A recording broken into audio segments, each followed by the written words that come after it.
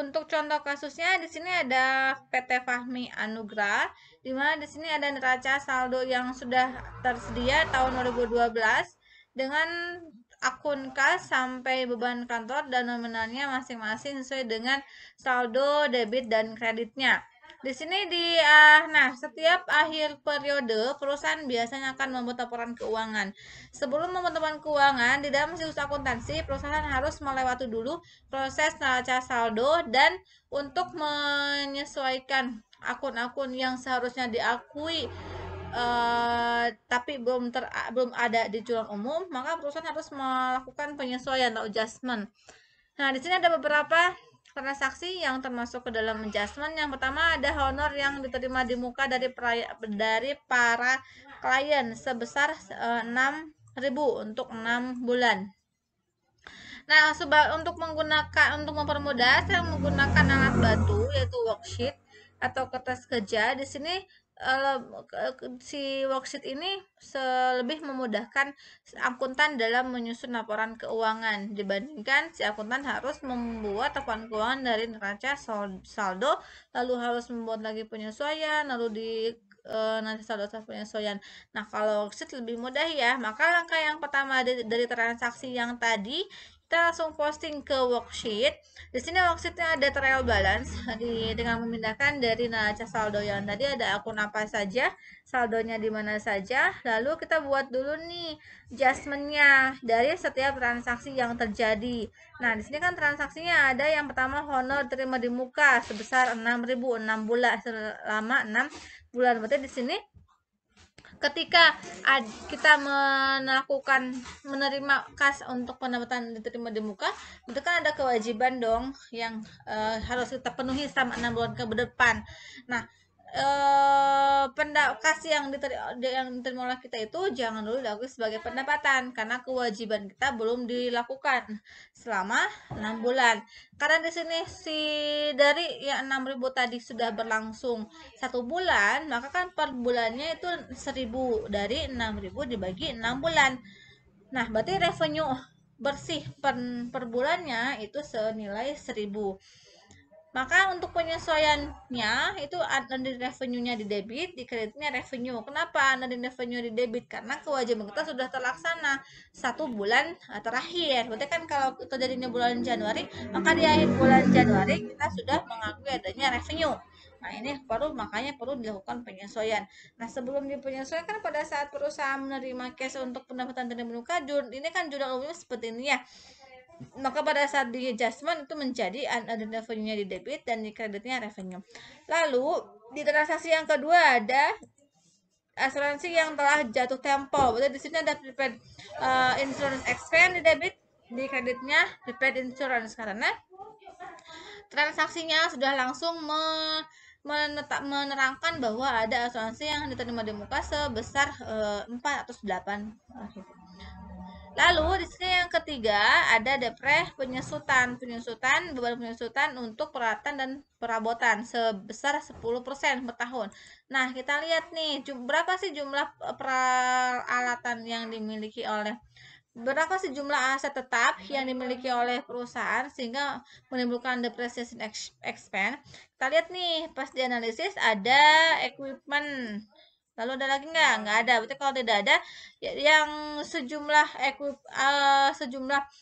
fixed asset ini jumlahnya berapa? 25.000 dikali dengan persentase yang tadi beban penyusutan yaitu sebesar 10%. Maka ini untuk depreciation expense-nya senilai 2.500. Jurnal penyesuaiannya depreciation di debit, di kreditnya akumulasi depreciation. Yang keempat ada interest expense senilai interestnya itu Fahmi Anugrah menerbitkan wesel berjangka 90 hari berbunga 10% pada tanggal 1 Desember 2012. Bunga dibayar setiap awal tahun. Berarti kalau kita akan membuat laporan keuangan di bulan Desember akhir, berarti kan kita tuh sudah menerima wesel, sudah menerbitkan wesel selama 1 bulan. Nah, wesel itu kan menimbulkan bunga. Kalau kita yang menerbitkan, itu menyebabkan kita memiliki kewajiban untuk membayar bunga. Maka dari itu kita harus mengakui adanya Fahmi Anugrah mengakui adanya beban bunga, sehingga di sini ada interest expense, di kreditnya interest payable senilai 248. Kenapa 248? Karena kita akan menghitung berapa jumlah bunga per bulannya yang akan dibayar oleh kita dengan mengalihkan antara nilai nominal si wesel tersebut dikalikan dengan persentasenya dikali dengan jangka waktu si wesel tersebut. Karena jangka waktunya 90 hari, maka untuk pengakuan bunga bulan Desember, di bulan Desember kan 31 hari ya, dibagi dengan 90 hari total jangka waktu si weselnya, dapatlah bunga beban bunganya 248. Nah, kenapa di sini di kreditnya ada interest payable? Karena di keterangan bahwa si bunga itu akan dibayarkan setiap awal periode. Berarti kalau kita melakukan penyesuaian dan akan membuat laporan keuangan di akhir bulan Desember, si bunga tersebut belum kita bayarkan. Tetapi karena si wesel tersebut sudah diserahkan atau diterbitkan, maka pengakuan adanya maka si beban bunga itu harus kita akui meskipun belum dibayarkan. Tapi karena sudah terjadi, maka si pada saat adjustment harus disesuaikan. Nah, karena belum dibayar akhirnya muncul nih interest payable. Nah, lalu yang kelima itu ada gaji kantor yang telah dihasilkan tapi belum dibayar. Ini juga sama, si karyawan sudah bekerja selama 1 bulan di bulan Desember, jumlah gaji yang harus dibayar oleh perusahaan harusnya 2.510 di bulan Desember. Tapi karena belum punya uang, akhirnya perusahaan menghutang atau menunda untuk membayar gaji. Akhirnya di akhir bulan timbullah adjustment atas beban gaji. Di debit dan di kreditnya ada hutang gaji karena belum dibayar senilai 2.510. Nah, semua akun-akun dan nominal yang ada di adjustment ini kita pindahkan ke worksheet sesuai dengan saldonya ya. Untuk unadded revenue, cari di sini unadded revenue. Cari, ada kan di sini.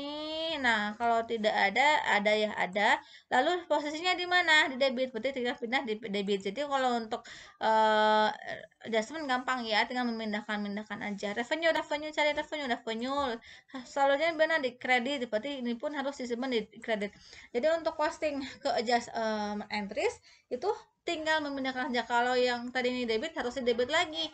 Kalau yang tadi ini kredit harus di kredit juga. Nah, lalu setelah kita memposting ke worksheet atas adjustment tersebut, maka kita harus menghitung adjust trial balance-nya. Sama kan ya, kita harus hafal saldo normal masing-masing akun. Untuk saldo normal aset itu akan bertambah di debit, berkurang di kredit. Sehingga kalau ada yang berlawanan, itu harus dikurangi. Intinya kalau untuk membuat adjust trial balance, ketika saldonya itu sama maka dijumlahkan, tapi kalau berbeda harus dikurangkan. Debit ketemu debit harus tambah, kredit ketemu kredit harus tambah, tapi kalau untuk berlawanan debit ketemu kredit itu harus dikurang.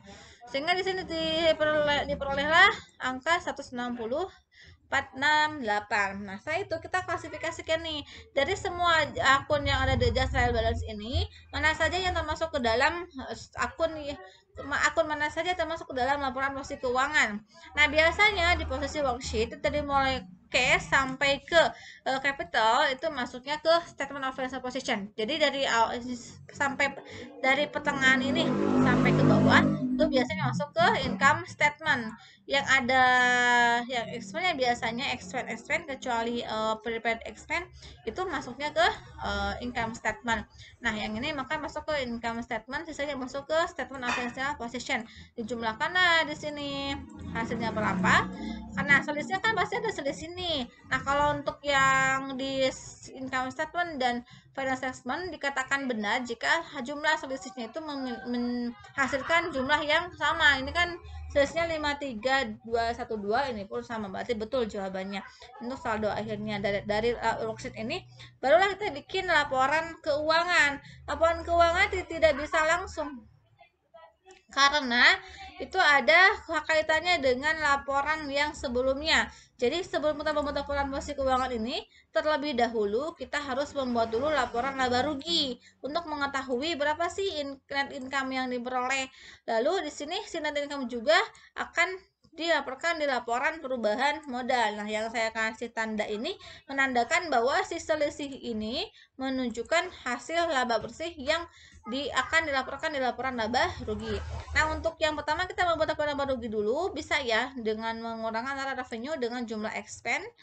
Dapat line income 5323212. Nah, si net income ini akan dilaporkan di related earning statement. Lalu hasil RE statement yang akhir, RE akhir itu nantinya akan dilaporkan kembali di laporan posisi keuangan bagian equity. Di sini harus sama. Jadi inilah hasil akhir untuk laporan posisi keuangan di kasus yang contoh ini.